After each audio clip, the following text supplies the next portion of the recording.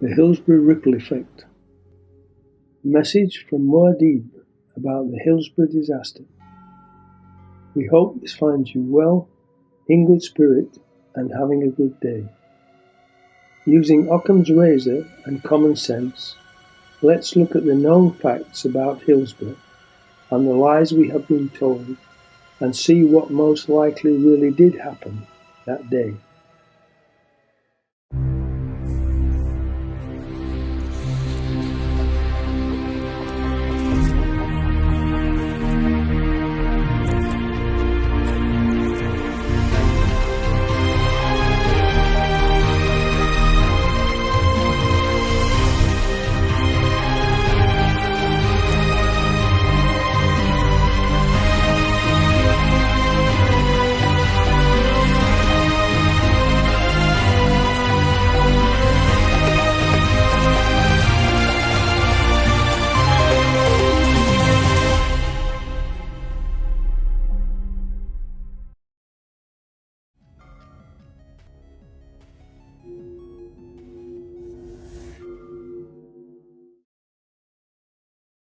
Chapter 1.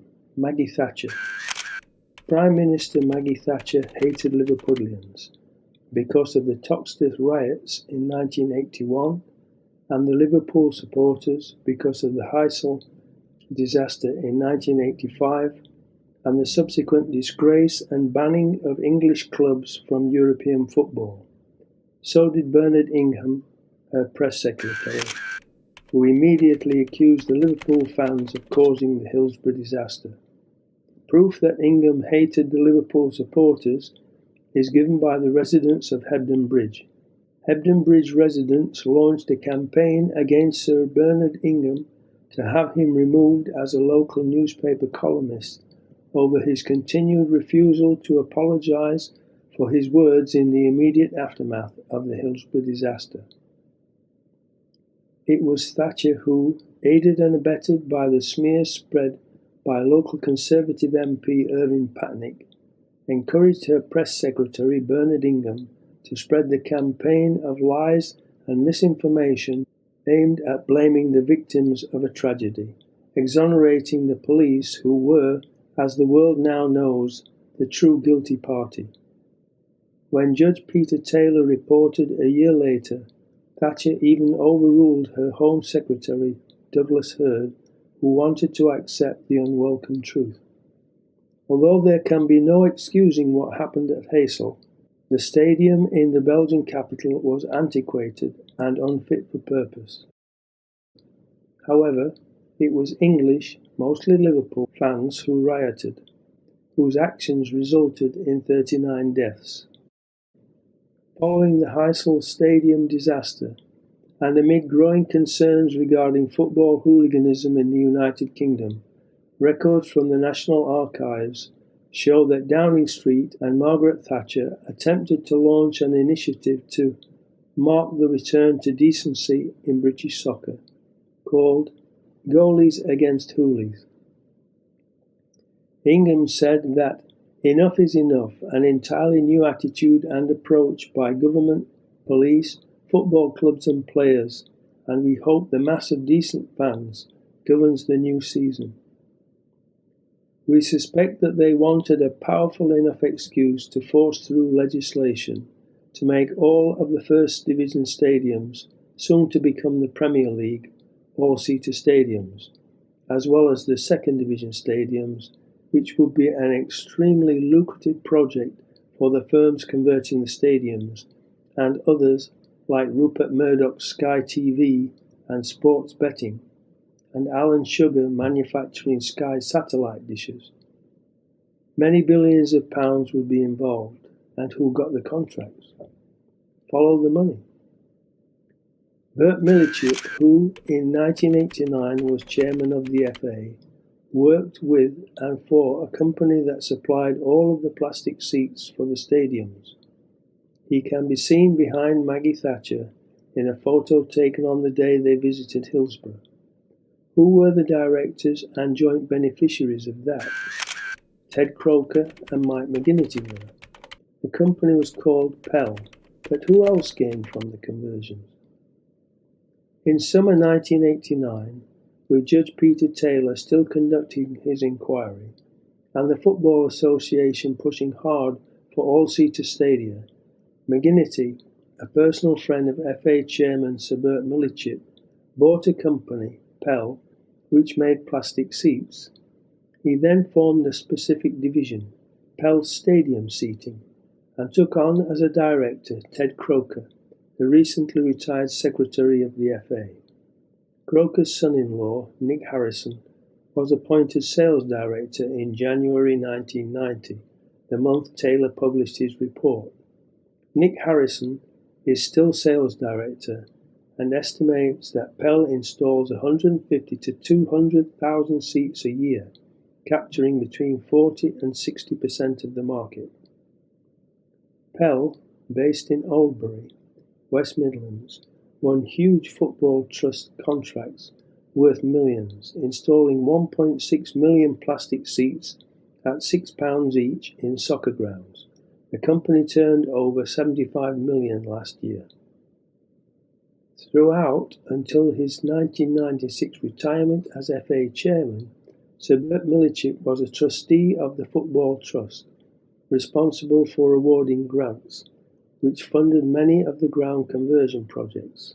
Sir Bert says he was a personal friend of McGinnity's and of Ted Croker's.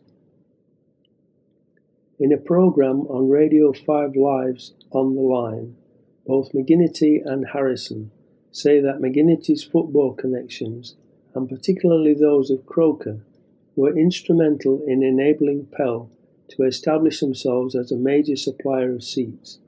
Since 1990, Pell have installed an estimated 1.6 million seats, including at Premiership clubs such as Manchester United and Liverpool. Currently, Pell is a major sponsor and only seating company represented in Football Nation, an international trade tour by the UK stadium industry, personally endorsed by Tony Blair. All of this has flowed from setting up in time to benefit from the Taylor Report. A principal recommendation of the Taylor Report was the move towards all-seated stadia, and the government duly passed legislation because of the Hillsborough disaster, requiring all clubs in the top two divisions to play matches before spectators in seated accommodation only.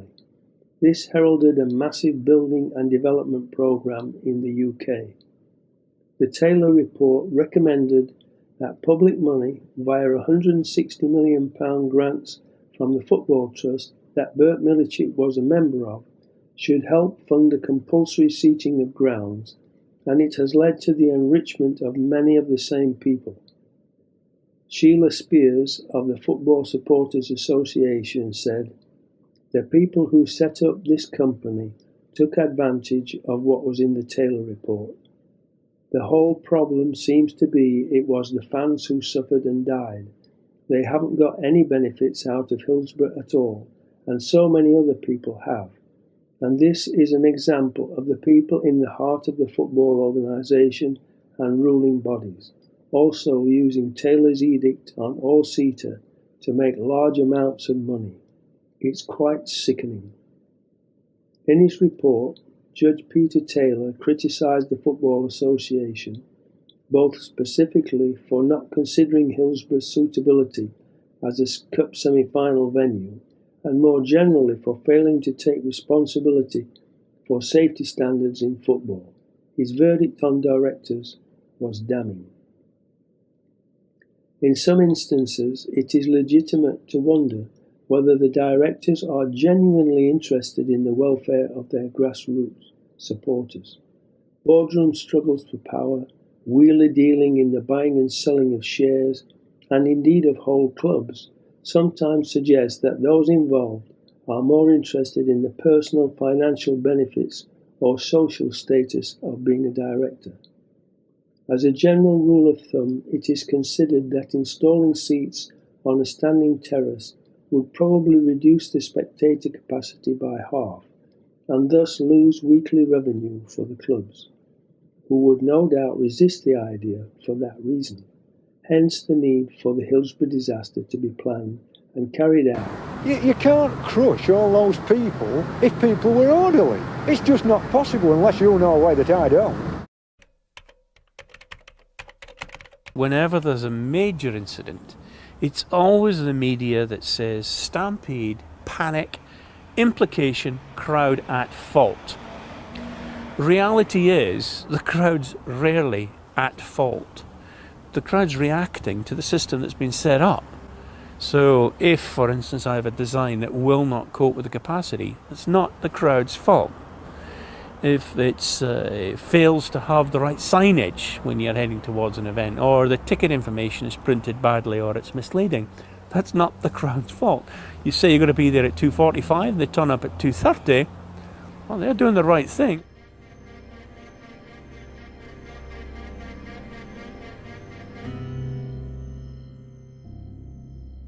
Clubs afterwards would have to consider how best to change their standing areas into seats without significant reduction of their stadium capacity.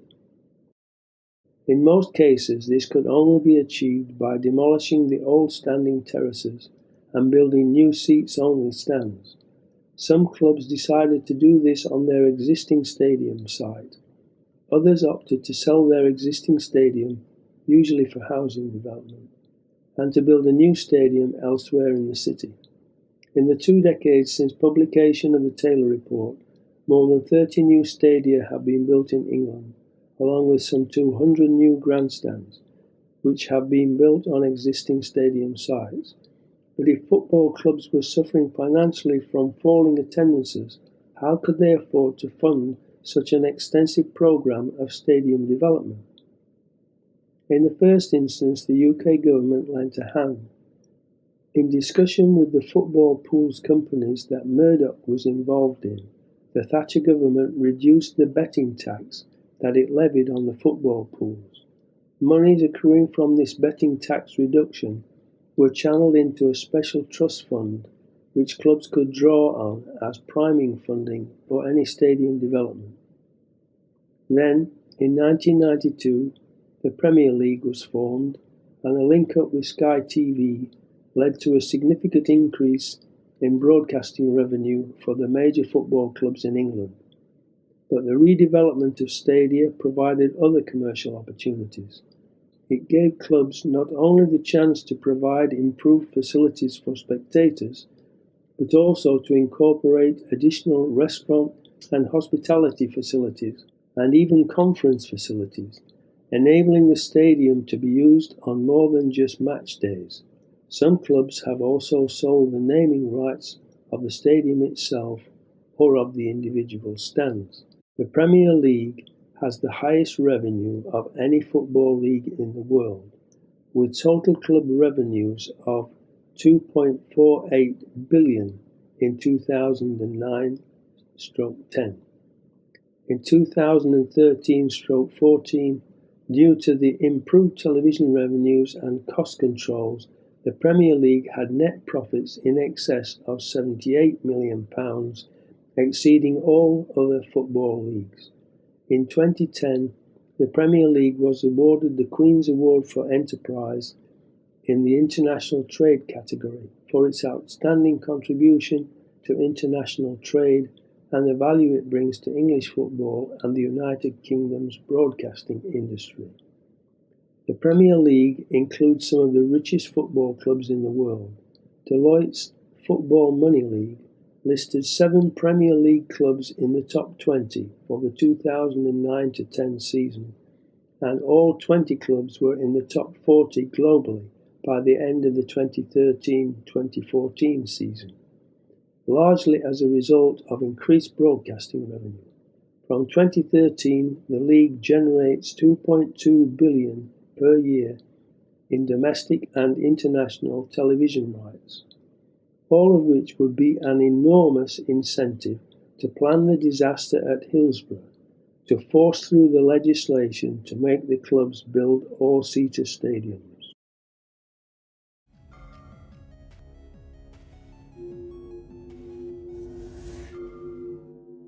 Chapter 2. Rupert Murdoch's involvement.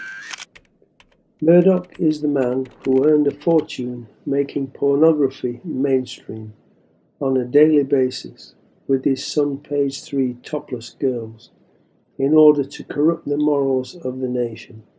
He brought us phone hacking, and he has killed journalism and replaced it with propaganda that benefits his business empire. Rupert Murdoch helped to put Maggie Thatcher in power and keep her there, in a symbiotic relationship, as she helped him to grow his business empire. He has made a fortune out of acquiring newspapers with her help and televising the Premier League matches. From day one, his print media has supported the lies that were told about the supporters that day. Was he involved in the planning and thus the blaming of the fans so he could take over the televising of the matches? It certainly appears so.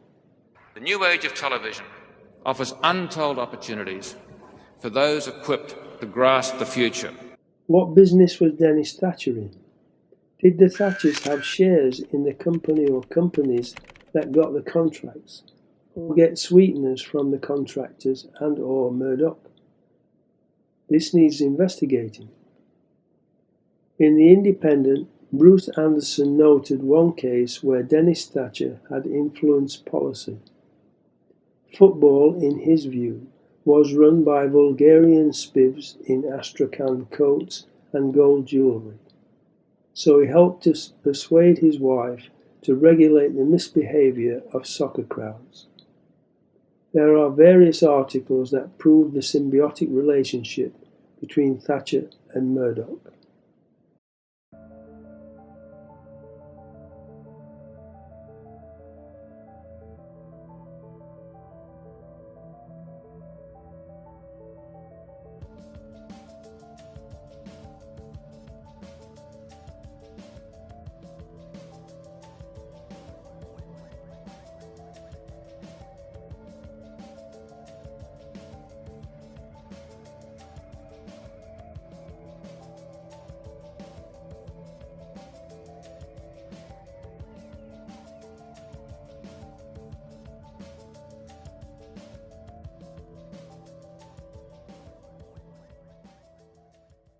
In February 1989, Rupert Murdoch bet everything he had on satellite television when he launched his first satellite from French Guiana and was extremely nervous about it. He told Andrew Neil that if it failed, he would lose everything. By the end of 1988, Sky had already cost Rupert Murdoch £120 million, and the new satellite he needed hadn't even been launched. On the night the rocket went up, he kept on calling me to find out if the rocket had gone up.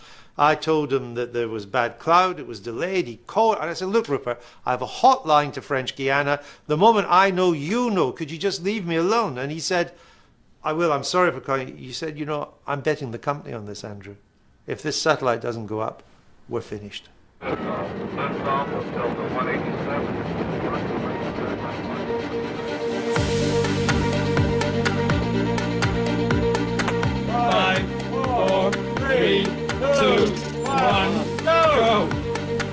Good evening, you're watching the World News. Sky went on air on the 5th of February 1989. After the successful launching of the satellite and Sky going live on February the 5th, 1989, his business was still not making money, and he was desperate, and desperate men do desperate things. Murdoch said that sport was a battering ram for pay TV, and 5 weeks later the Hillsborough disaster happened, which led to the billions he made from broadcasting the Premier League.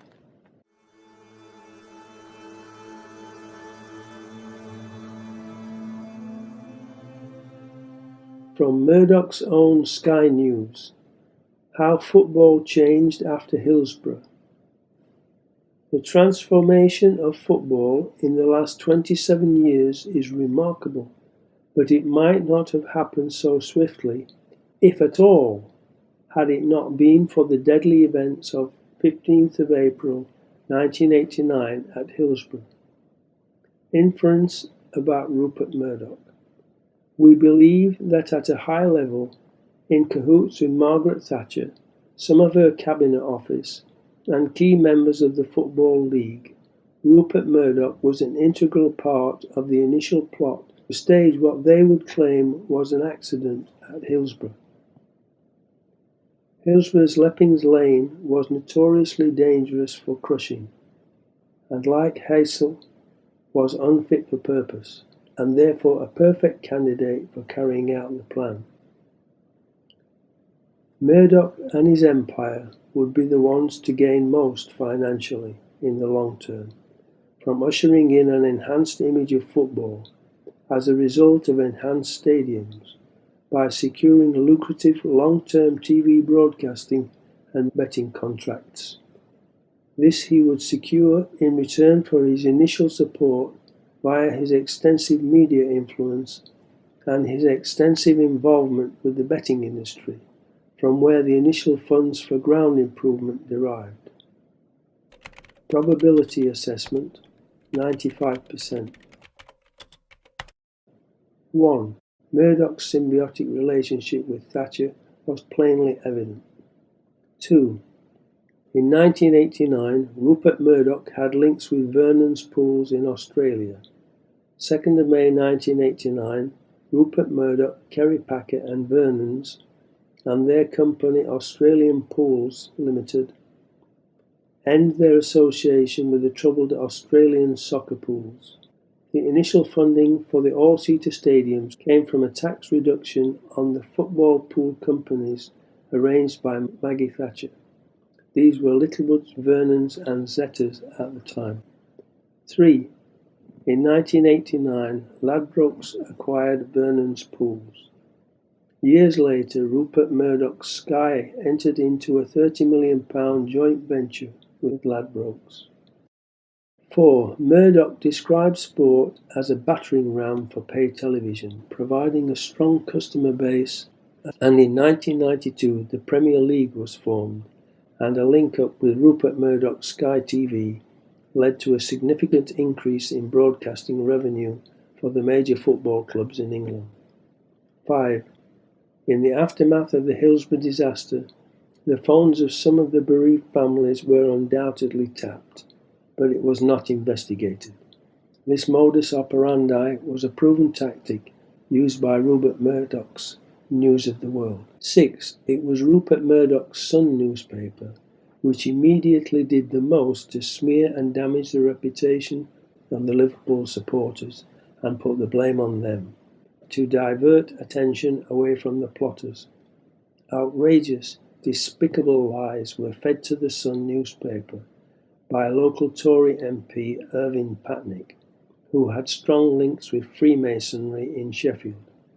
After the second inquest verdict, it was Rupert Murdoch's Times newspaper which did the least to set the record straight in its coverage after the jury verdict of unlawful killing. 7. According to Andy Burnham, after the Stuart Smith scrutiny, Tony Blair did not order a Hillsborough inquiry because he did not want to offend Rupert Murdoch. I've got to like him more and fear him less, now that there's nothing he can do to put me in power or not put me in power or whatever.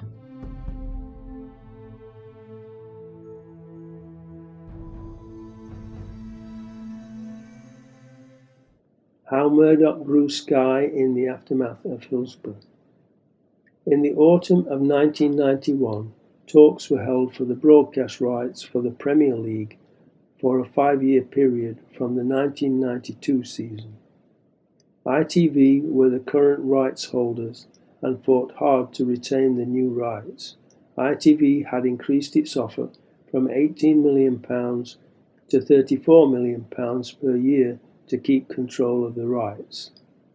ITV offered £205 million for the television rights and later increased their offer to £262 million, but were outbid by Rupert Murdoch, who saw it as an opportunity to lure new customers to their loss-making satellite service Sky Television plc, who had been advised by Tottenham Hotspur chairman Alan Sugar the owner of Amstrad, who supplied the satellite dishes to Murdoch's Sky TV. Sugar taught Rupert Murdoch everything he knows about the limitless possibilities of modern technology. He introduced the News Corporation chairman to the dark arts of computers in 1990, on an Amstrad, of course. Trevor East of ITV heard Sugar on the telephone speaking to Murdoch at the Royal Lancaster Hotel in London in May 1992, advising an increased bid for the television rights. Sugar is alleged to have told Murdoch to blow them out of the water. Sugar, at the time, was supplying Sky TV with satellite dishes and was the only chairperson of a Big Five club to vote in favour of Sky's bid. He would soon take over Tottenham Hotspur. B-Sky B joined forces with the BBC to make a counter-bid. The BBC was given the highlights of most of the matches, while B-Sky B, paying £304 million for the Premier League rights, would give them a monopoly of all live matches, up to 60 per year from the 1992 season. A few weeks after the deal, ITV went to the High Court to get an injunction, as it believed their bid details had been leaked before the decision was taken. ITV also asked the Office of Fair Trading to investigate, since it believed Rupert Murdoch's media empire, via its newspapers, had influenced the deal. A few days later, neither action took effect. ITV believed B-Sky B was telephoned and informed of its £262 million bid, and Premier League advised B-Sky B to increase its counter-bid. B-Sky B retained the rights, paying £670 million for a 1997 to 2001 deal, but was challenged by On Digital for the rights from 2001 to 2004. Thus, B-Sky B were forced to pay £1.1 billion, which gave them 66 live games a year. Following a lengthy legal battle with the European Commission, which deemed the exclusivity of the rights to be against the interests of competition and the consumer, B-Sky B's monopoly came to an end from the 2007 to 2008 season. In May 2006, the Irish broadcaster Setanta Sports was awarded 2 of the 6 Premier League packages that the English FA offered to broadcasters. Sky picked up the remaining 4 for £1.3 billion. In February 2015, Sky bid £4.2 billion for a package of 120 Premier League games across the 3 seasons from 2016. This represented an increase of 70% on the previous contract and was said to be £1 billion more than the company had expected to pay. This has been followed by staff cuts and increased subscription prices, including 9% in Sky's family package. Rupert Murdoch's tabloid will face a trial in civil court over allegedly hacking Ian Cotton's phone. Mr. Cotton, who worked for Liverpool Football Club for 15 years, also advised the Hillsborough families after the release of the landmark Hillsborough Independent Panel report in 2012. Why would Murdoch do that, unless he was afraid of the families finding out the truth?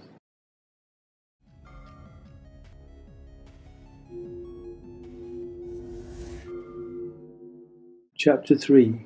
Irving Patnick, the Fixer. The late Irving Patnick. Inference. As part of the Tory government and sole local far right-wing Conservative politician in the Sheffield Labour Party stronghold, Irving Patnick, with his connections with the senior police and the Freemasons in Sheffield, was an integral member of a close-knit government-controlled team whom we believe constructed a plot to stage-manage an accident at Hillsborough and then do whatever became necessary to cover it up. I think that drink was a factor in the tragedy that happened at Hillsborough. And indeed, yesterday I asked the Home Secretary if Lord Justice Taylor, who's doing the inquiry, would pay particular attention to that, and he said he would. A former senior police officer has spoken exclusively to Channel 4 News after a report he'd written detailing command failings at Hillsborough was covered up. Retired Chief Inspector Frank Brayford claims he was told to keep quiet in the wake of the disaster. This comes following a recent inquest ruling that the 96 who died were unlawfully killed. Until West Midlands Police senior detective suddenly appeared in his office. And he said, "Mr. Brayford, you will not be allowed to give evidence at the Taylor inquiry." And as he moved then, he stood with his back to the door, and he's holding the door handle so nobody could come in. And he said, "And this conversation never happened. So I won't be allowed to give evidence to the Taylor inquiry, and this conversation never happened." And he gone. He left? He left, walked straight out, gone. Chief Inspector Frank Brayford of South Yorkshire Police suspects that this went all the way up to Westminster. It doesn't just stop at South Yorkshire Police, does it? I think this went all the way up to Westminster. Patnick would be the vital cog in the wheel, who would be a local fixer from Sheffield, and who would be vital to enable the early propaganda to cover up the stunt, to take firm hold in the immediate aftermath of the stage-managed accident, in order to shape and define the nation's early thinking. In return, Patnick, for his gross misdeeds, would be protected and richly rewarded with a knighthood and OBE and a prestigious position as one of the government's whips. Probability assessment, 95%. 1.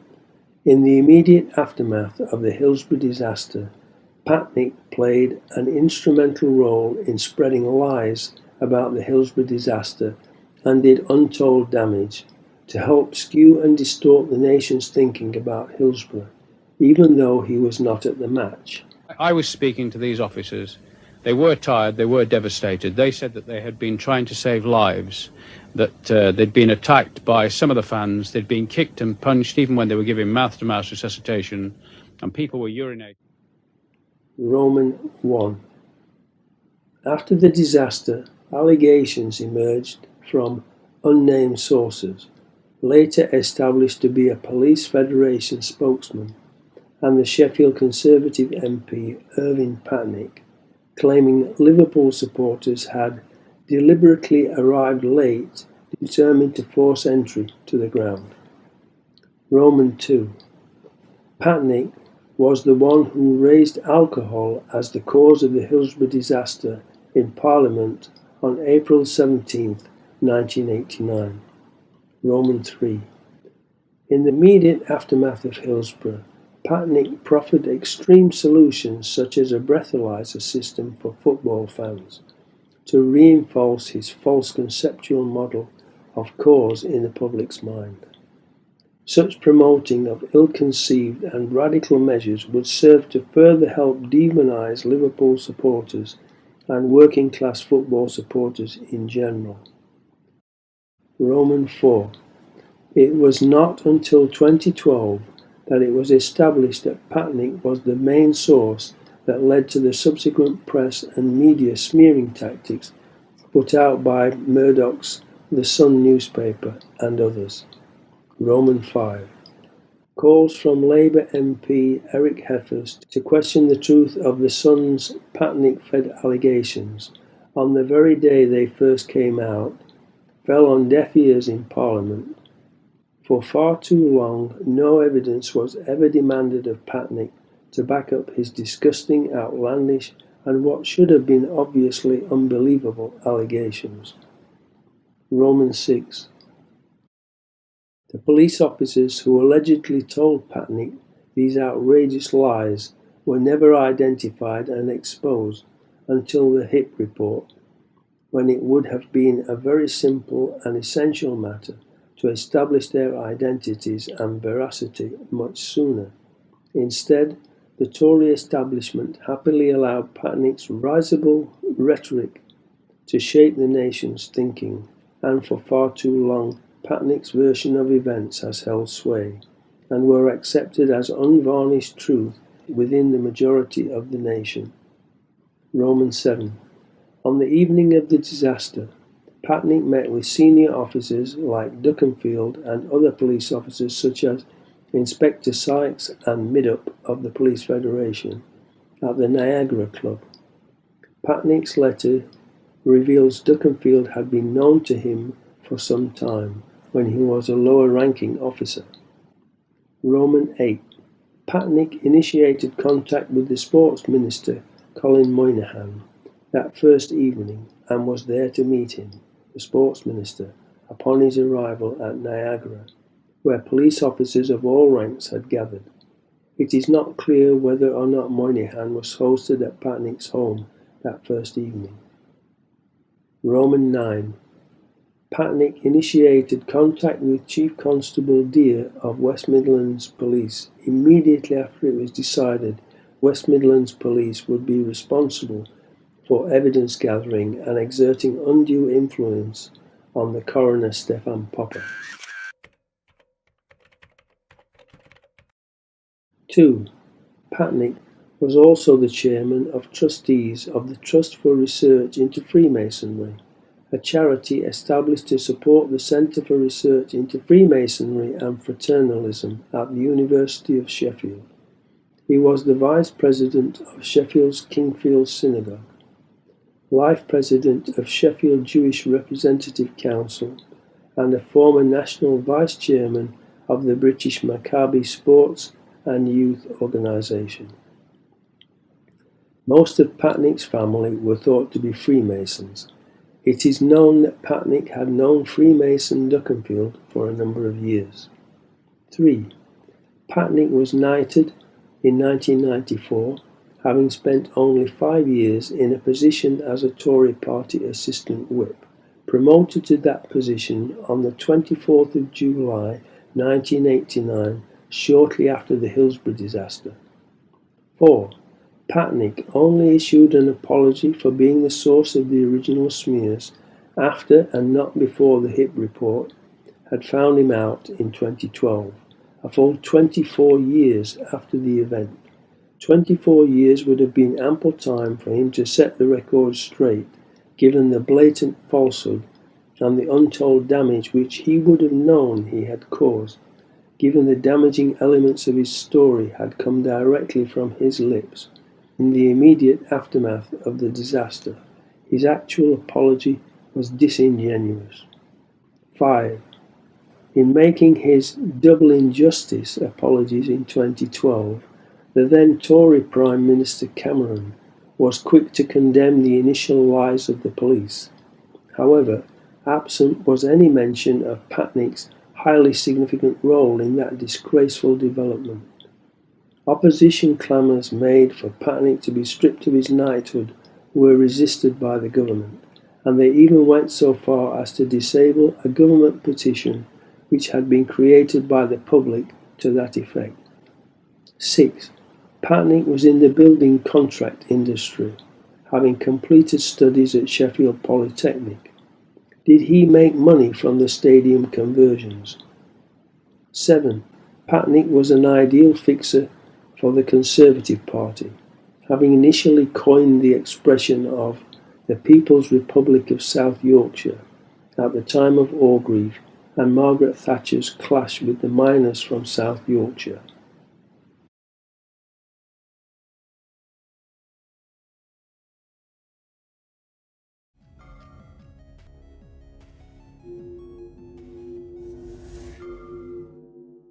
Chapter 4.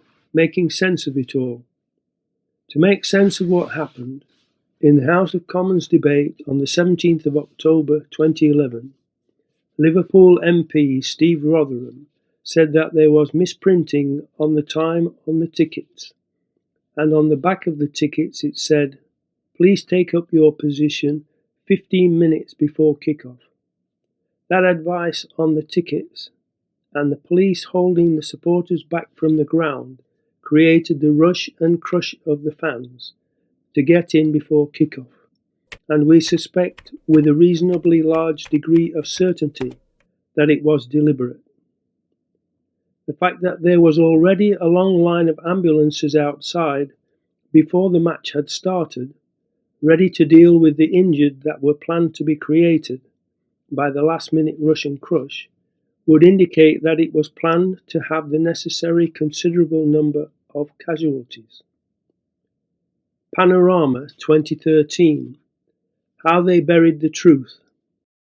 CC Peter Wright says the crush was caused by the late arrival of large numbers of people, when it was the time printed on the tickets, and South Yorkshire Police who had caused that delay and late arrival by holding some of them back from getting to the ground until at least 2:45, instead of the supporters being already inside the stadium by 2:45. Question 1. Why did Liverpool fans arrive at Hillsborough late, causing the crush outside the ground? Coach operators and British Rail say they got the vast majority of Liverpool supporters to the vicinity of the stadium by 2 o'clock, an hour before kick-off. Yet eyewitnesses claim that at 2:30, although the Forest End was packed, there were large spaces in the Leppings Lane End reserved for Liverpool fans, with little prospect of filling the ground before kick-off time. Some alleged that around 430 supporters arriving at 5 to 2 on a special train at Wadsley Bridge Station, about 3/4 a mile from the ground, were not allowed by police to move off until around 2:30, increasing the chances of a last-minute surge on the turnstiles. There had been 3 special trains from Liverpool in 1988. This time, there was only one. It arrived early, just before 2 p.m, at Wadsley Bridge Station. The 350 passengers were met by both mounted and foot police officers, who escorted them in a crocodile down Leppings Lane. But why was there only one train instead of 3? Was it to cause congestion and delay at Hillsborough, with more people having to use trains to the city centre instead of to Wadsley, and others having to use road transportation and or their own cars, then needing to find parking spaces, creating more congestion in the area? The late arrival of Liverpool fans. Taylor Report, Clause 191. Between 2:30 p.m. and 2:40 p.m, the crowd waiting for the turnstiles swelled to over 5,000 and became unmanageable. The case made for the police was that large numbers of Liverpool supporters arrived late. A high proportion of them were drunk and uncooperative. A high proportion had no tickets. All of them were hell-bent on getting in on time. They say this was unforeseeable and explains why they lost control. Clause 192. Whether those who arrived between 2:30 p.m. and 2:40 p.m. were late was much debated. The ticket simply requested its holder to take up his position 15 minutes before kick-off. That may have been intended to persuade those with stand tickets to take their seats, but it would not be unreasonable for a standing spectator to arrive at the turnstiles between 2:30 and 2:40 p.m, whether they were late or not. However, there was certainly a large concentration of Liverpool fans arriving at about 2:30 p.m. and after. 1 or 2 casualties would be insufficient to get the legislation passed, due to the enormous expense and inconvenience involved in upgrading the stadiums. To refuse to pass the bill this session, to deal with problems already identified, and then to leave ourselves with no vehicle by which to respond immediately to the lessons from Hillsborough, including an all-seating stadium, would be a very grave decision for this House. Before the 96 bodies were identified, or probably even called, Jimmy Hill and the BBC were already on side with and promoting the plan for all-seater stadiums on the BBC's Match of the Day, quickly followed by others including, later on, the official Taylor report. A final comment on this tragic day. We're a funny old nation. In the early 80s at Coventry City, we created an all-seater stadium, where something like this couldn't have happened. And the local paper, campaigned with the public to say they wanted to stand up at football matches. I wondered whether those who were there today would want to stand up again in the future. The best thing we can do for the memory of those who've died today is to change the face of our soccer stadia in this country and build a monument to them that's decent and clean and where that kind of thing can't happen. A disaster. So will the government's plan to make fans carry identity cards. Terraces will be torn up and all spectators will have to have seats. The government announced that they wanted to move towards all-seat stadiums for major events in the future. He said the government would push ahead with its plans to introduce identity cards for all spectators. There could also be proposals to make all major football grounds seating-only stadia. The government believes that the future of football in this country lies in a national membership scheme in designated grounds. And now it seems also in providing all-seated accommodation at major football clubs. Now, what about an all-seating stadium? That might have helped, might it not, on Saturday? I'm in favour of an all-seating policy, but it'll take some time. It can't be done overnight, it can't be done for next season. It has to come in gradually. The government's call for all-seat stadia would mean the end of the terraces, where generations of fans have stood to watch soccer matches. And FIFA, the world governing body of soccer, says seating is likely to be compulsory at all major matches. But seats cost money. The present manager there, former Aberdeen boss Alex Ferguson, says making the ground there permanently seats only would be very expensive.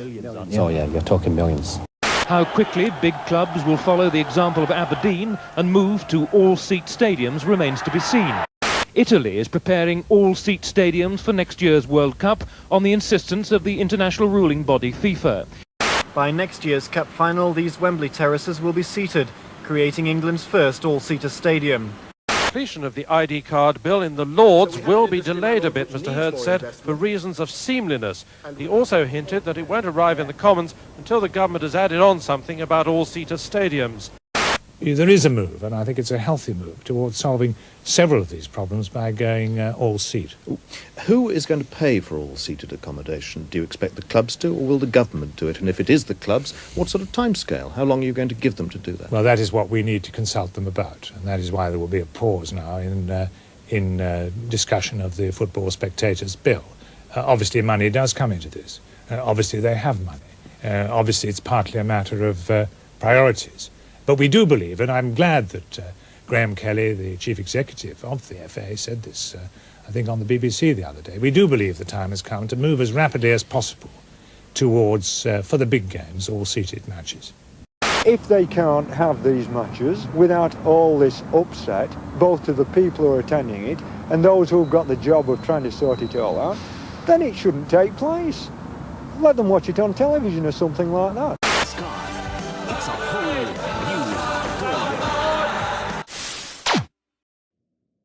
In 1999, Hill moved from the BBC to Murdoch's Sky Sports, where he featured on Jimmy Hill's Sunday Supplement, a weekly discussion show between Hill and 3 football journalists conducted over a Sunday breakfast.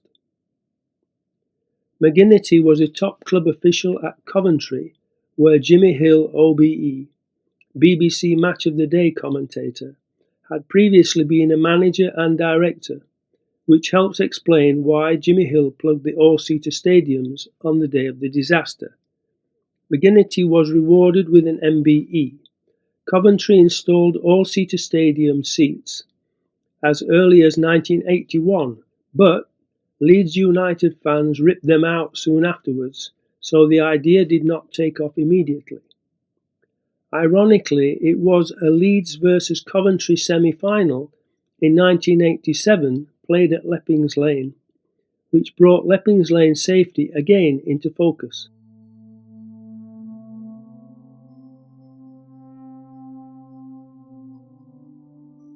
In 1989, the attendant in the last of the only 3 emergency vehicles that drove onto the pitch was Tony Edwards, according to an article by Graham MacIver and the BBC.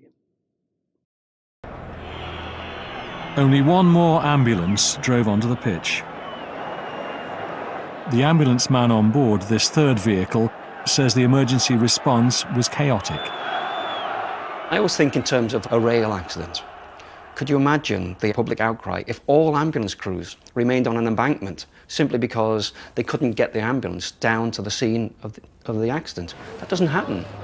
They get out of their vehicles, and if that's the length of a football pitch that they have to go, then they make their way there.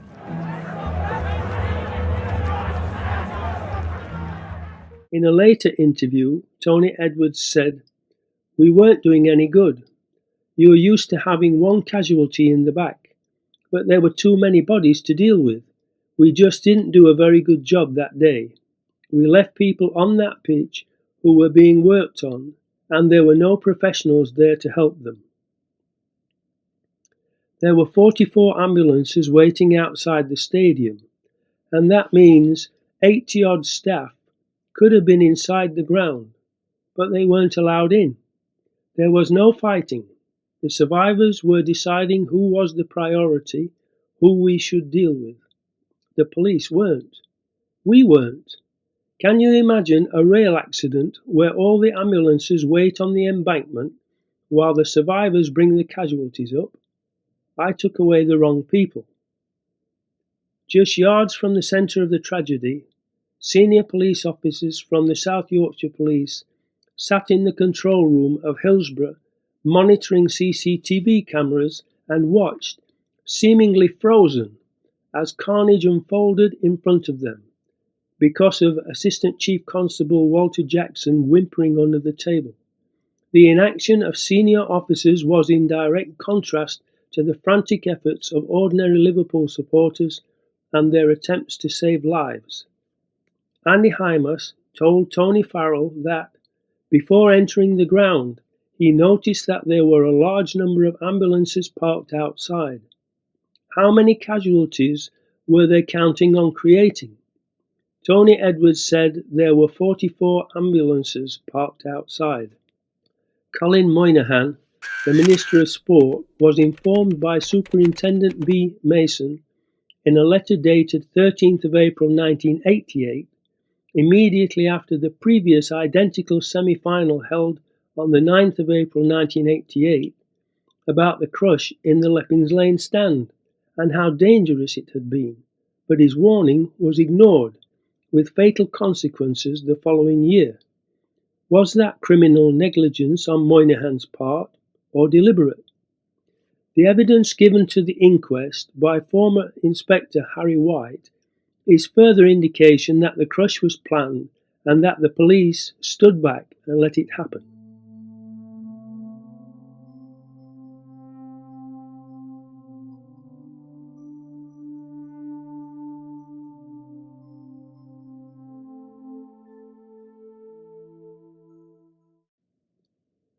The importance of gate management was already well known. Police took steps to prevent overcrowding at the Leppings Lane end at a match 3 months before the Hillsborough disaster. The Hillsborough inquests heard that police stopped fans going into the central pens on Leppings Lane when they became too full, at a league match between Liverpool and Sheffield Wednesday 3 months before the disaster. Andrew Watson, who attended both games, gave evidence of his experiences. He told counsel to the inquest, Christina Lambert, that after going through turnstiles at the league match in January 1989, he ideally would have wanted to go behind the goal. But when he neared the tunnel to the central pens, one gate was completely closed and the other partially shut. The planners appear to have even made a practice run on the 31st of January 1989 at Barnsley Football Ground, where the police opened an exit gate and let people stream into the ground, possibly to test their plan for Hillsborough less than 3 months later. It was reported in the Sheffield Star newspaper on Tuesday, April 18, 1989, that Police had the gate opened at Oakwell, Barnsley. The decision made by a senior South Yorkshire police officer was taken without consultation with Barnsley Football Club officials, who have since complained. Barnsley Football Club secretary Michael Spinks said 22 busloads of Stoke City fans arrived outside Oakwell for an FA Cup replay 5 minutes before kick-off on January the 31st. Mr. Spinks believes they had been held up by police on the outskirts of Barnsley for some time, just like they are alleged to have done with Liverpool supporters at Hillsborough on April the 15th. He went on, they arrived outside, possibly with a police escort. They made their way to the turnstiles in an exuberant manner, and, after queuing for some time, the senior police officer on duty took the view that they be allowed straight in. Coroner Goldring at the inquest said that PC Michael Ryan agreed that exit gates being opened was unprecedented. This is obviously not true, because it was done in Barnsley by South Yorkshire Police a few weeks earlier.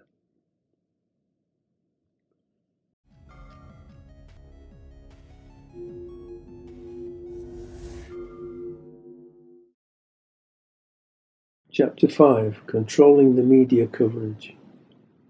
Was it normal for Andy Hymas, the South Yorkshire Police press officer, to be at Hillsborough to report on the semi-final?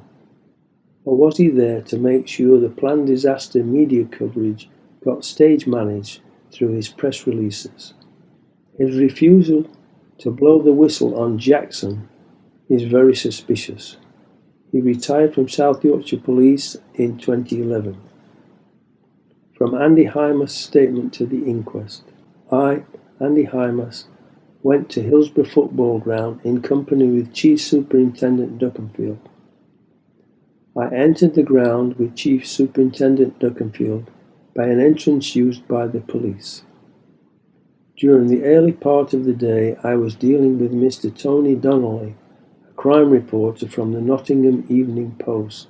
This was to organise an interview with the divisional commander, Chief Superintendent Duckenfield. Why would the interview be with a crime reporter at a football match, rather than a sports reporter? This would be an unnecessary distraction from focusing on the managing of the match by an inexperienced officer Duckenfield.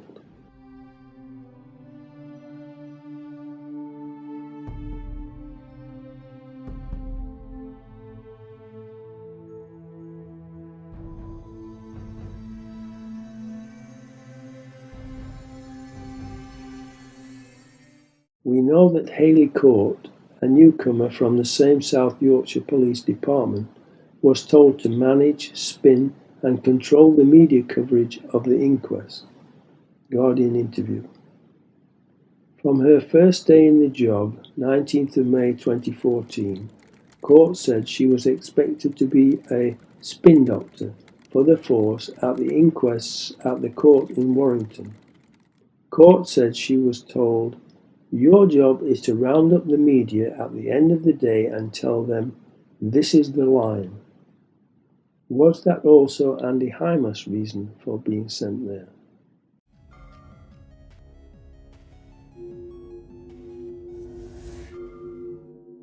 Chapter 6. The perfect planning opportunity. Prime Minister Maggie Thatcher's hatred of Liverpudlians would make the semi-final involving Liverpool Football Club a perfect opportunity to punish the Liverpool supporters for Heysel, as she would see it, and get the legislation through, whilst blaming her hated Liverpool supporters for the disaster because of the supporters' bad reputation after Heysel in 1985. They would have counted on the fact that most people outside of Liverpool would have thought that the Liverpool supporters got what they deserved for what they did at Heysel in 1985, and the planners knew that would allow the government to get away with their story of blaming the supporters. Their evil plan succeeded for 27 years.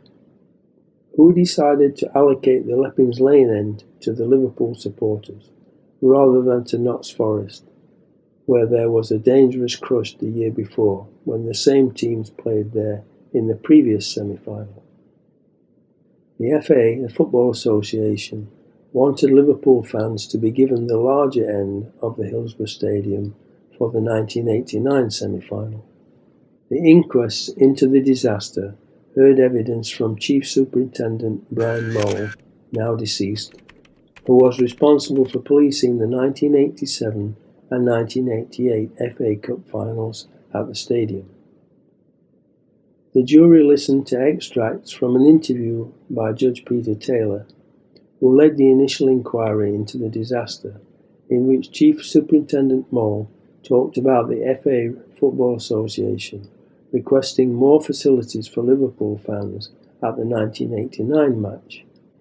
But Chief Superintendent Mole, who, working under Assistant Chief Constable Walter Jackson, led planning for the 1989 semi-final, said he wanted the same arrangement as there was for the 1988 semi-final, with the Liverpool fans taking the smaller capacity Leppings Lane end and Nottingham Forest fans the larger capacity end. In the interview with Judge Peter Taylor, Chief Superintendent Mole agreed he had made it crystal clear to the Football Association that the only way his force would agree to police the game was if the arrangements were the same as the 1988 semi-final. The jury heard that Liverpool Football Club had also asked the Football Association for a bigger allocation of tickets for the 1989 match, but Chief Superintendent Mole said this was not possible because of which end the club had been allocated. After making certain that Liverpool fans would use the Leppings Lane end, he was then conveniently removed at the last minute and Duckenfield put in his place. Was Mole in on the plan and used to set things up, but then replaced with a patsy so that Mole would not get blamed? Having vast experience, including the previous semi-final, he could not get away with allowing what happened because he knew how to prevent it. It would have made the plan obvious and everyone would smell a rat, so they needed an inexperienced patsy. John Motson, sports commentator of the BBC on the day, said, Yeah, I've got an explanation for what's happened here, Peter. I'm going to give you a line. And the story emerges that one of the outside gates leading into that terrace was broken. People without tickets got in, were therefore overcrowding the people with tickets, and that's why the crush occurred. Give you a line sounds very similar to this is the line that Haley Court was told to use by South Yorkshire Police with the media at the inquest. Is perhaps a clue to who told John Motson the line he used about the gate being broken by Liverpool fans. This snippet of commentary about broken gates was discredited within hours, but is still a very familiar explanation for what caused the crush in the central pens. However, the interesting thing about it is that, according to the graphic that appears on the screen, the time that Motson said it was 3:13 p.m. The notorious established story has it that the lie about a broken gate began when it was spun by Chief Superintendent David Duckenfield of the South Yorkshire Police to Graham Kelly and Glenn Kern of the Football Association. This was supposed to have happened when they confronted him in the police control box, even as the tragedy was playing itself out on the terraces below. This is even iterated in very damning terms in the Taylor interim report. The problem is that all sources detailing that confrontation between Duckenfield and the Football Association officials, including the Football Association officials themselves, agree that he told them the lie at 3:15 p.m. Therefore, Motson's commentary, unwittingly propagating the myth of ticketless fans taking advantage of a broken exit gate, was given voice some 2 minutes before Duckenfield so infamously peddled the same lie, like the BBC announcing the fall of World Trade Center Building 7 on 9/11/2001, stating that it had fallen 25 minutes before it did, proving their foreknowledge of the plans. World Trade Center Building 7, like World Trade Center Buildings 1 and 2, was brought down by controlled demolition. However, this in no way exonerates Duckenfield, who was still knowingly spreading lies to shift blame for his mishandling of the crowd onto the victims, but it does raise a rather chilling question as to whether or not he really was the one who invented the broken exit gate red herring. It is now shown to be possible that somebody else invented the idea and that he just went along with it. Therefore, we now need to know who exactly passed this false information to John Motson at such an early stage. Did somebody in the South Yorkshire Police, other than Duckenfield, spin this lie, or someone in the BBC or government? If so, who was it? The Independent Police Complaints Commission needs to investigate and find out. It would constitute evidence that the blame shifting was not just being improvised by an individual officer in a moment of panic, but was actually orchestrated, even conspiratorial, at an even earlier stage than was previously demonstrated by the report of the Hillsborough Independent Panel. And above all, whoever did it needs to answer for it. Was it Assistant Chief Constable Walter Jackson? Edit 26/5/2013. According to the Taylor Interim Report, Assistant Chief Constable Walter Jackson entered the control box to find out what was going on around the time the players were taken off the field.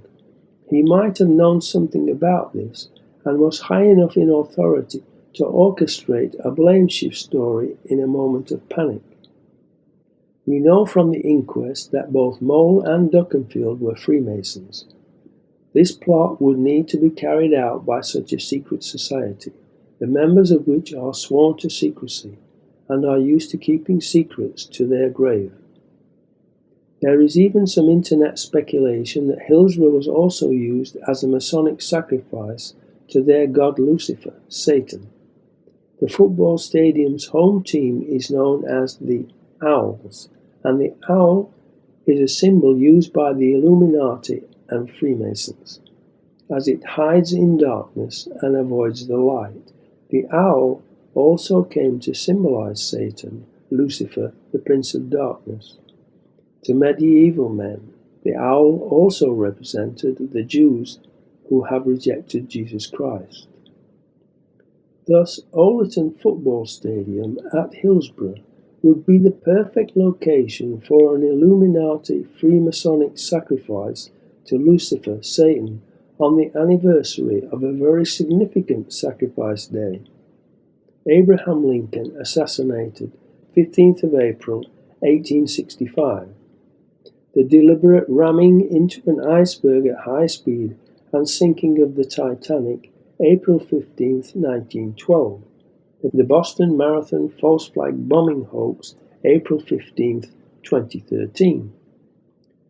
The Illuminati, which is the highest level of Freemasonry, to which Maggie Thatcher probably belonged, and Murdoch probably still does, used the owl as a symbol because it sees in the dark, like the Illuminati metaphorically claim to do because they are illuminated.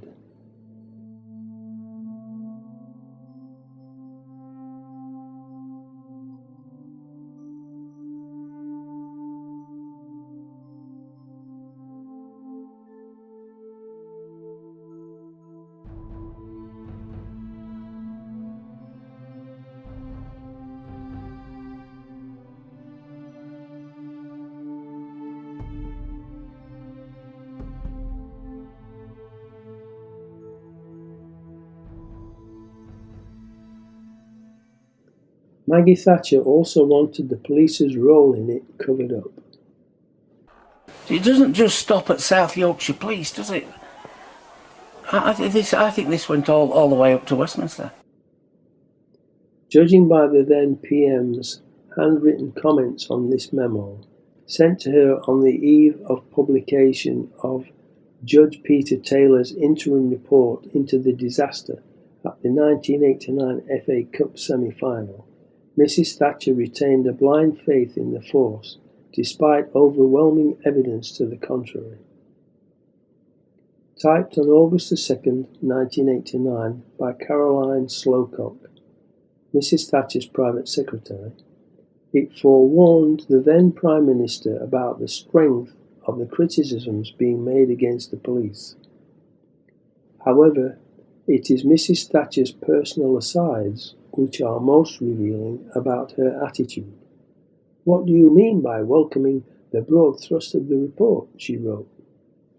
"The broad thrust is devastating criticism of the police. Is that for us to welcome? The circular does the same. Surely we welcome the thoroughness of the report and its recommendations." These notes, written in fountain pen, were signed MT, Margaret Thatcher. She would defend South Yorkshire Police because they helped her to break the miners in the Battle of Orgreave in 1984 and lie about it. The country's gravest miscarriage of justice. Many now concur that the families and friends of these football fans, men, women, boys and girls, crushed to death because of police operational failures, could have been spared 27 years of heartache and anguish if the dogmatic Thatcher government had not insisted that inebriated supporters were to blame. In Home Secretary Douglas Hurd's own confidential note to Mrs. Thatcher on August 2nd, 1989, he said, "Taylor concluded that the main reason for the disaster was the failure of police control. He could not have been clearer," he added. "The actions of individual senior officers, especially Chief Superintendent Duckenfield, are criticised. Reference is made to poor operational orders, lack of leadership, and evidence of senior officers given to the inquiry is described as defensive and evasive. It would be for the Chief Constable and perhaps the Director of Public Prosecutions and the Police Complaints Authority to act on the conduct of individual officers." Why did Mrs. Thatcher not listen? And why did Mr. Hurd not resign on principle when told to soften his stance? Just think of the heartache that it would have saved. The fact that they promoted Norman Bettison to the rank of Chief Constable and sent him from Sheffield, where he was involved in the criminal police aftermath of Hillsborough, to Merseyside to watch and keep a lid on the Hillsborough families and survivors in Liverpool is very suspicious, and this would again indicate government complicity. Bettison seems to have become their bent go-to cop for controlling situations for the government, because they also sent him to be Chief Constable of West Yorkshire after the government orchestrated London bombings of 7/7/2005, where 3 of the Muslim patsies were from. Bettison was also given a knighthood for his services to the Crown by Elizabeth, like many other villains involved in Hillsborough and other crimes that she has also similarly rewarded.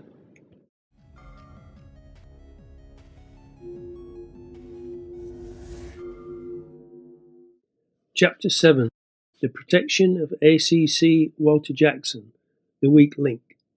We suspect that Assistant Chief Constable Walter Jackson was in on the plan to arrange a crush, but expected only a few casualties, with perhaps a few broken bones and perhaps 1 or 2 deaths.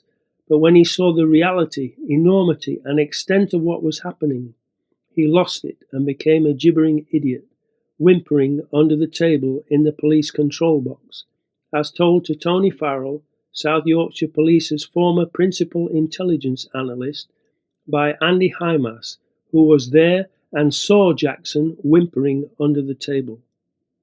being the highest ranking officer on the day in that condition, hindered the other officers from doing what needed to be done, because Assistant Chief Constable Jackson was there and he outranked them. He was their boss. The others would have been caught frozen, like deer in the headlights, not knowing what to do. This is confirmed by PC Trevor Bichard to Coroner Goldring at the inquest, where he said he also agreed that it was a fair comment that it was indicative of a paralysis in decision-making that affected senior officers.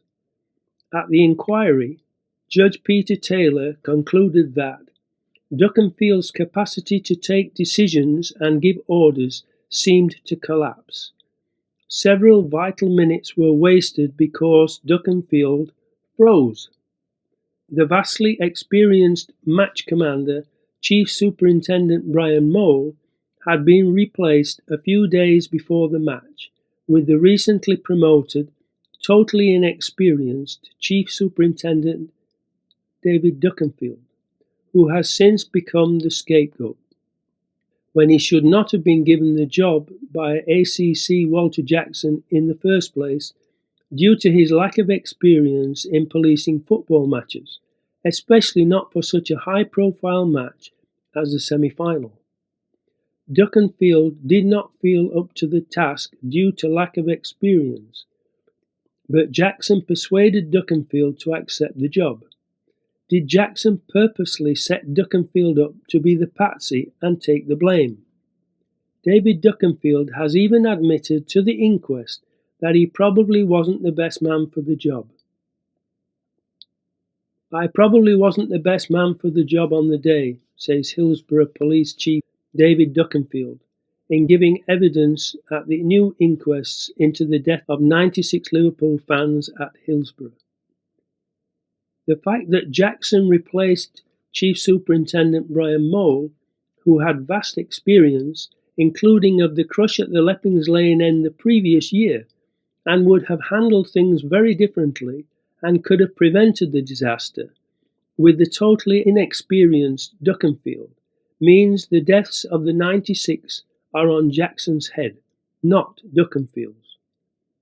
Former Chief Constable Meredith Hughes told David Conn of The Guardian that the disaster resulted from a lack of command.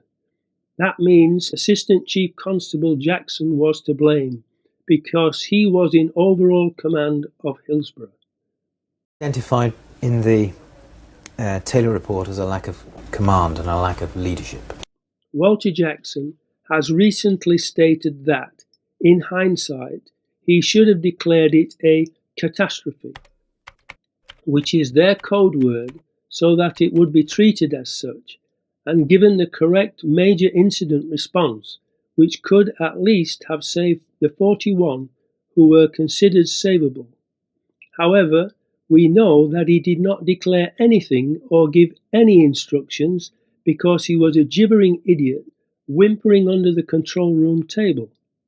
Therefore, the deaths of those 41 are most definitely on Jackson's head. If he had not been there, the others could have made their own decisions and dealt with the situation, instead of just standing there protecting Jackson rather than helping the supporters. Why would Jackson be the only one in the control box in that condition, unless he knew of the evil plan and was part of it? The fact that everyone has covered up the truth about Jackson for 27 years, and they are still doing so, is very suspicious and indicates that he knows something that the authorities do not want revealed. They know from Hillsborough that he cracks under pressure, and so have made certain he has never been put under any pressure, including by the inquest. This indicates that Coroner Goldring was in on it as well, because he stated that Jackson was only to be asked short questions and not to be asked any questions of an adversarial nature, but must be treated with kid gloves.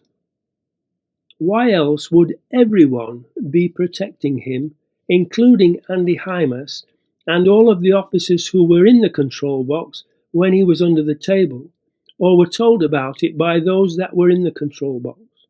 They have all lied under oath and thus committed perjury, which is a serious offence carrying a prison sentence, like Jonathan Aitken MP and Geoffrey Archer MP were given, and perverting the course of justice, which carries a life sentence of 20 years. Why would they risk that punishment unless they knew that they would be protected by the establishment, up to and including by Prime Minister Thatcher? Maggie Thatcher had a special relationship with South Yorkshire Police because they had helped her to destroy the miners at Orgreave and get away with lying about it.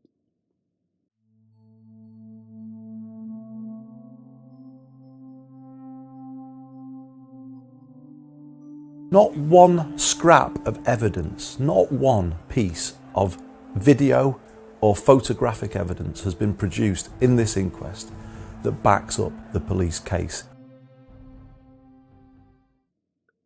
Jackson, in his very senior position, would also certainly be involved in the cover-up, blaming the fans and falsifying statements, etc., as well as covering up his own misconduct on the day.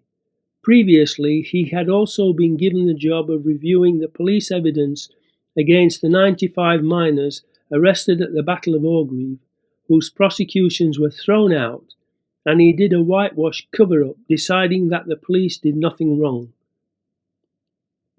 It can now be reported, because it was referred to in the Hillsborough inquest's legal arguments, that the Orgreave internal review was written by Walter Jackson. He was a senior officer in 1984-86. Then, in 1989, he was the South Yorkshire Police Assistant Chief Constable for Operations.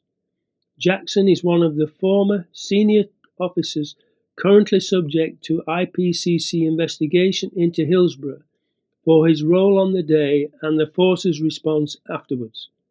Jackson's internal Orgreave review was sent to Peter Hayes, the then Deputy Chief Constable, the officer closest to Wright.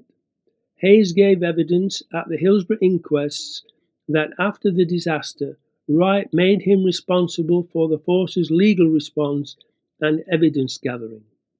The conduct of that legal response to Hillsborough, in which the force ferociously blamed survivors of the lethal crush, is now the subject of the IPCC's biggest ever investigation into possible police perjury, perverting the course of justice and misconduct in a public office. Jackson's 1986 review of the Battle of Orgreave did not accept there had been perjury or malpractice, and supported Wright's initial claim that the flaws in the police case were due to the chaotic events of the day. Wright being Peter Wright, Chief Constable of South Yorkshire Police. Involved in both the Battle of Orgreave and the Hillsborough disaster cover-ups were Chief Constable Peter Wright, Deputy Chief Constable Peter Hayes, Assistant Chief Constable Walter Jackson, South Yorkshire Police Solicitor Peter Metcalfe, and other officers of lesser rank. Jackson, whose huge portrait was on the wall in South Yorkshire Police headquarters at least up until 1993, as a hero and person to be revered and emulated, will have been in a perfect position to influence subsequent Chief Constables and Assistant Chief Constables to maintain the lies and cover-up, all the way from Richard Wells down to Chief Constable David Crompton. Let's hope their successor is cut from different cloth, not a Freemason and made of different metal and sterner stuff. In a letter dated 8th of August 1997, reference ACC/ID/NMH, Ian Daines said Inspector Clive Calvert was naive for telling the Chief Constable Richard Wells that police witnesses had been coached and statements had been altered. Would Inspector Calvert's widow, Mrs. Glenys Calvert, like to know who wrote that deceitful letter, if she doesn't already know?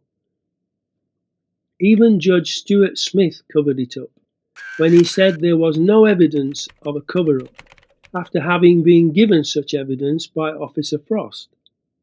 Then there's the failed private prosecutions of Duckenfield and Murray under Sir Anthony Hooper. Also, in 2011, Judge Popplewell of the Bradford Football Stadium disaster in 1985 made critical comments. Ex-PC David Frost told Judge Stuart Smith that on the 19th of April 1989, we were taken to the pub by a senior officer, Chief Superintendent John Nesbitt, who basically said, "It's backs to the wall, boys. We've all got to say the same thing." We were taken out for a drink by this senior officer, Chief Superintendent John Nesbitt, and we were basically told, "Look, unless we all get our heads together and straighten it out, there are heads going to roll. We've all got to say the same thing," or as ACC Andy Holt and District Commander in Rotherham, Chief Superintendent, now as Acting Assistant Chief Constable Jason Harwin, would express it, enabling the one truth.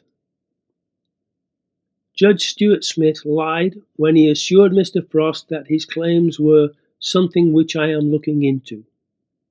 Mr. Frost said he finally felt exonerated by the HIP panel's report after being rejected by Judge Stuart Smith. The judge has refused to comment since the report was published.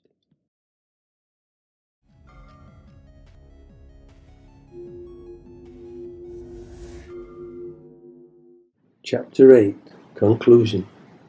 Nothing else, except that it was planned, makes any sense, including as to why Jackson was whimpering under the table, and they have all, including two coroners, the disreputable West Midlands Police, Judge Stuart Smith, Tony Blair, Jack Straw, both Conservative and Labour governments, Meredith Hughes, Chief Constable David Crompton and others covered up and protected Jackson to this day.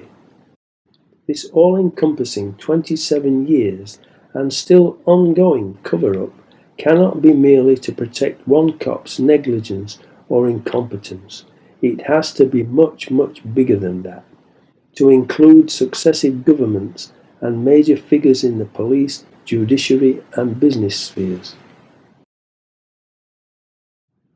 They knew not only from the previous year that there were safety issues with Hillsborough, and specifically the Leppings Lane end, but also from as far back as 1981, when 38 people from Alan Sugar's Tottenham Hotspur were crushed and injured in the Leppings Lane stand. There were broken arms, legs and ribs, and 38 people were treated either in hospital or by the St John Ambulance Brigade. Paul Jackson, who worked for Sheffield City Council's Environmental Protection Unit, claims he had been made aware of concerns over the crush barriers, their height and spacings a year before the tragedy which killed 96 Liverpool fans. Paul revealed that he raised concerns about the safety of Hillsborough Stadium 12 months before the disaster, but was told by his superiors to keep his nose out. Inspector Clive Calvert told Chief Constable Richard Wells that this semi-final should not have been held in Sheffield for a second successive year. Why not Old Trafford? It would have made much more sense to have been held at Old Trafford, which was more central and a far better stadium. They knew Hillsborough's Leppings Lane end was a death trap and a disaster waiting to happen, and it was entirely predictable that, given the right circumstances, this disaster would happen.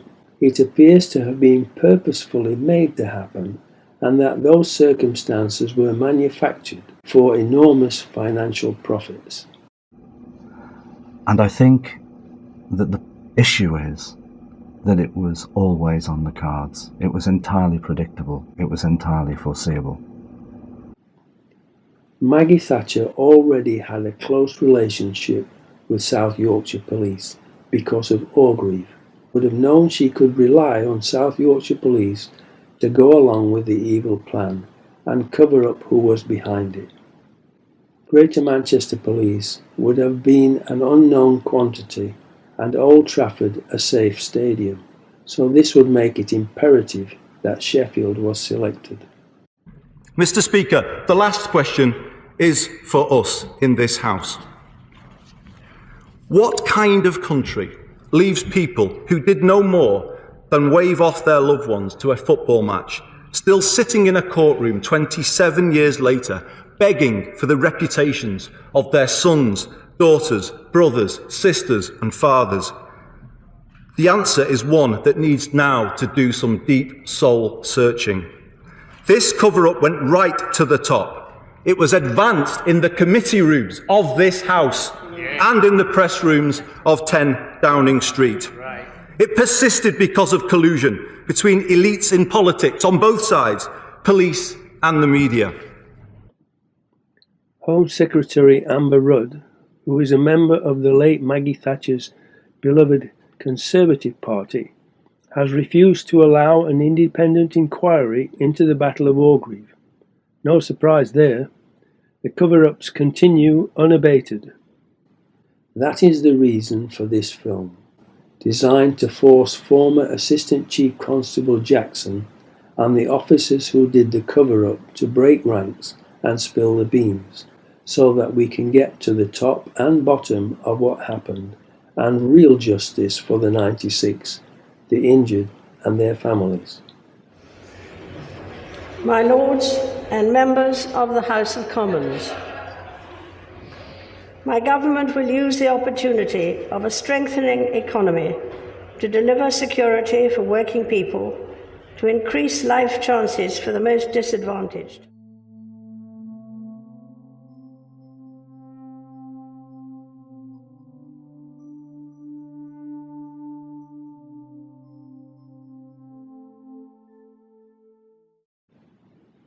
This includes all of the people involved going to prison, and not just scapegoats, as Stephen Kelly rightly stated at the press conference after the verdict of unlawful killing was announced. Steve Kelly would like to say something.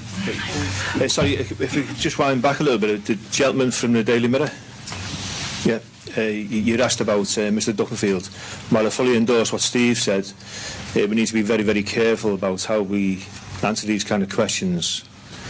But I think what the wider press needs to realise is that there's more than Mr. Duckenfield needs to be looked at here in the events that we've heard today.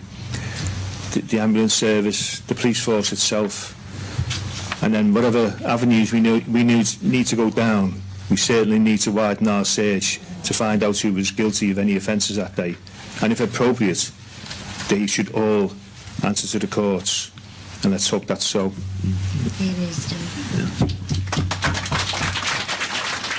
Amen to that. Long live the fighters. Muad'Dib.